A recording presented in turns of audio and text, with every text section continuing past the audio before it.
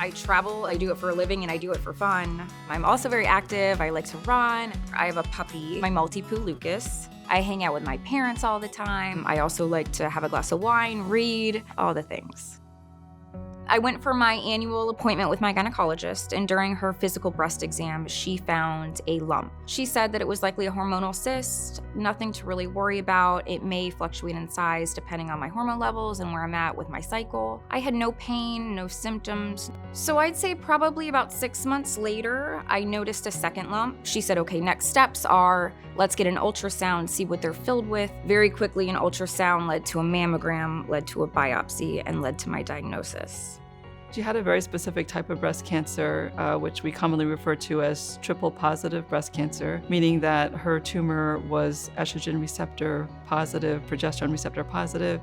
I didn't know what to think. Am I gonna die? Is this it for me? How do I tell my family? What's next? Because of the subtype of her particular breast cancer, which can be more aggressive, we oftentimes consider giving chemotherapy first before surgery. And the idea is to try to shrink the tumor as much as possible and to try to prevent the cancer cells from spreading outside the breast. And she had her surgery and then from there went on to receive more therapy. Treatment obviously was not fun. There's nothing fun about cancer. But I met some truly incredible people at the Lynn Cancer Institute. Dr. McDonald and Dr. Tay, they were compassionate and they were kind. I just felt like I was in really good hands.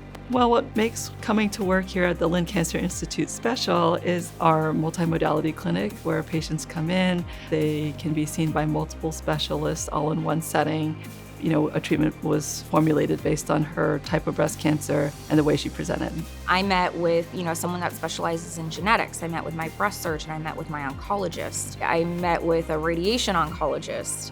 And it was a whole team, all working together to develop a plan for me specifically. I think the multimodality team, it was more reassuring, going in for chemo every 3 weeks and having infusions well after that. And I also had several surgeries. My first surgery, I did have a mastectomy, and then I had 2 additional reconstructive surgeries. Breast cancer is one of those cancers that are treated typically by multiple specialists, so it's very important for all the physicians involved to be in close communication with each other so that we can create the best, treatment plan for the patient. Leading a healthy lifestyle is critically important to lower the risk of breast cancer. Eating a healthy diet, maintaining regular physical activity, consuming alcohol in moderation, trying to sleep well, and controlling stress as best as possible. To my knowledge, there is no evidence of cancer left in my body, which I am so grateful for. And I make the most of the time that I have.